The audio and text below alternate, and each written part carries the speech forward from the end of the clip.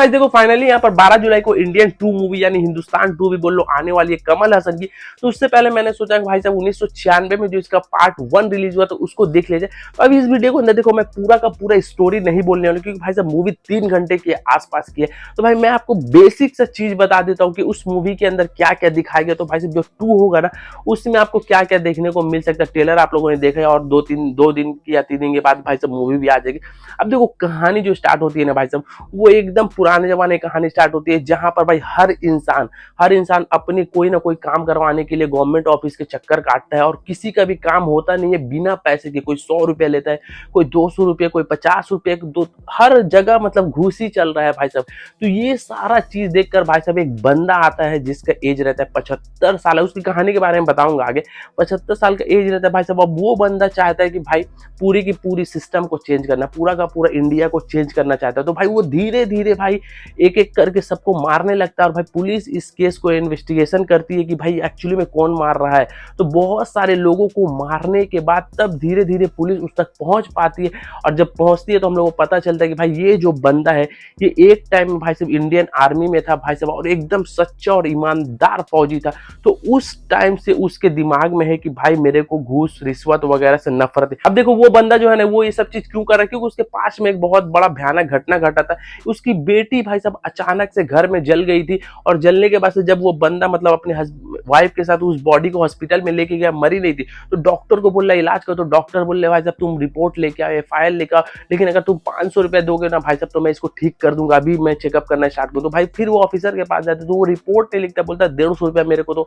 फिर वहां से दूसरी जगह जाते तो बोलते 100 रुपया दो। तो उसी के कारण भाई साहब उसकी बेटी जो है ना मर जाती है यहाँ पर। अब भाई उसी का बदला भाई और ये पूरा ठान लेता है कि इस सिस्टम को पूरी तरीके से हमको चेंज करना रहता है। और भाई साहब उसका जो बेटा रहता है ना भाई वो उल्टा रहता है भाई साहब। वो पूरा का पूरा घूस लेके हर काम करवाता है। घूस लेके भाई उसने लास्ट में इतना बड़ा काम कर दिया। देखो वो ट्रैफिक पुलिस बन जाता है घूस दे दे के और भाई साहब सेटिंग कर करके।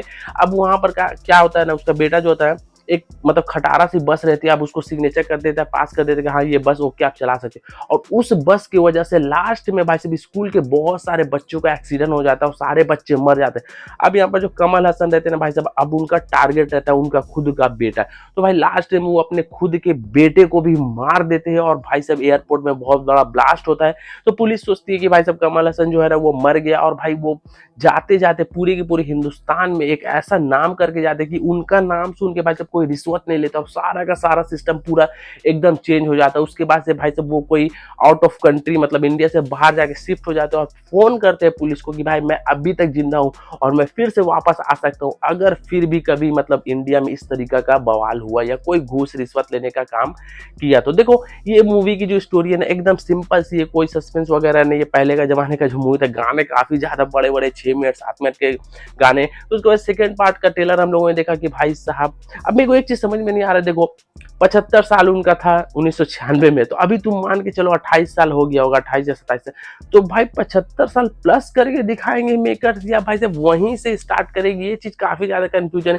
क्योंकि भाई साहब 75 साल प्लस अगर तुम 30 साल कर लो तो भाई साहब 100 के पार हो जाता हो। तो 105 साल का जो इंसान होगा ना वो आई थिंक सो तुम समझ सकते हो कैसा होगा। तो ये लॉजिक कैसे मेकर्स लगाएंगे, कितने साल का गैप उस मूवी में दिखाएंगे। अब देखो मूवी का जितना स्क्रीन प्ले विजुअल दिखाया गया ना वो सारा आजकल का लग रहा है कि मतलब आज के जनरेशन का लग रहा है, लेकिन फिर भी देखते भाई साहब वो इतना जवान कैसे, कुछ तो पास्ट स्टोरी दिखाएगी।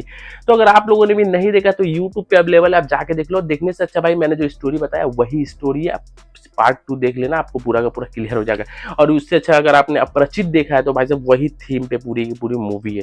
तो चलो आज की वीडियो में मिलते हैं नेक्स्ट वीडियो में, टेक केयर।